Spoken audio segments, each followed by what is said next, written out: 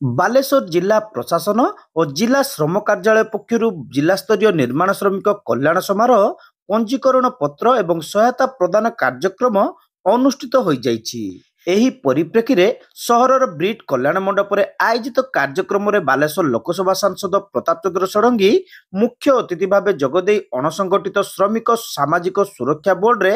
हिताधिकारी भाव निज नाम पंजीकरण करने लगी ऑनलाइन किंबा जिला श्रम कार्यालय रे आवेदन करने पर श्रमिक मानक परामर्श देते। यह आवेदन लगी मध्यस्थ व्यक्ति की श्रम कार्यालय कौन व्यक्ति को लांच न देवा से कहते। प्रतिवर्ष सरकार निर्माण श्रमिक और सेमानक परिवार को प्रदान करतुवा सहायता संपर्क में मुख्य अतिथि श्री षडंगी सूचना देते। पाखापाखि 150 निर्माण श्रमिक को सहायता मिल बहुत मिलवा कथा जेहेतु अनेक लोग जानी ना भर्ती हो पारना पंजीकरण कर पारना सुविधा पाई पारना एमानंकु प्रसूतिकालीन सहायता मृत्युकालीन सहायता अंत्येष्टि क्रियार सहायता शिक्षा क्षेत्र में सहायता चिकित्सा सहायता नानाविध सहायता अच्छे यही सहायता किसी प्रति गोटे नुहे अधिकार से जो मैंने राष्ट्र निर्माण कर जीवन में किसी सुविधा नहीं सरकार चाकरी से पेंशन पाती तेणु तांकु एपरी सहायता दिया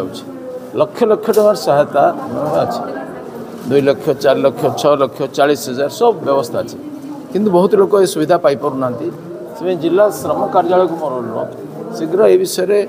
सचेतनता शिविर मान कर अधिक लोग केमती पंजीकृत होगा व्यवस्था कर। द्वितीय आज प्राय 6.5 कोटी टंकर सहायता लोक मान मिल बहकालीन सहायता भी अच्छी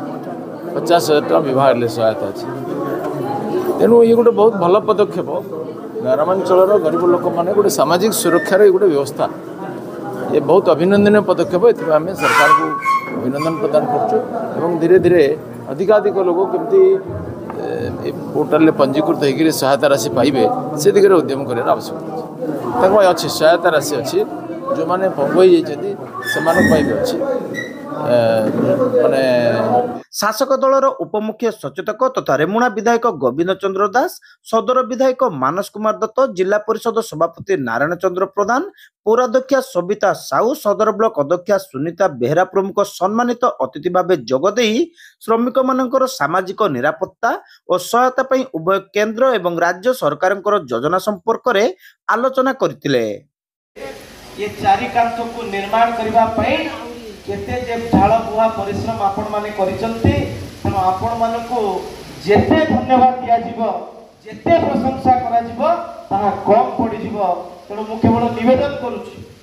आपण माने जो भलिया परिश्रम करिकी ये समाज को राज्य को देश को निर्माण करिवारे आपण माने को अभूतपूर्व अंग भाव रे प्रदर्शित होइचंती मु आपण मानको सर्वप्रथम सेति पई नमस्कार करूची। श्रमेव जयते ये केवल राज्य सरकार नारा नुहे केंद्र सरकार नारा नुहे श्रमेव जयते हूँ आम मन एक विचारधारा जिते भारत वर्ष निज गोड़े स्वाधीनता पर छिड़ा है से समस्ते कहते कि जवान छिड़ा किसान छिड़ा किंतु भारत वर्षर प्रधानमंत्री नरेंद्र मोदी जी जिते आसिले से कहले केवल जवान और किसान नुहे श्रमेव जयते जो माने श्रमदान करुचंती श्रमिक अछंती से माने भी देश निर्माण रे एक बड़ भूमिका अर्पण करुचंती तेणु तांको मध्य से प्रणाम जणाइले एवं तांको पई विभिन्न योजना आरंभ करिले। आज आपण माने परिवार को छाड़ी करिकी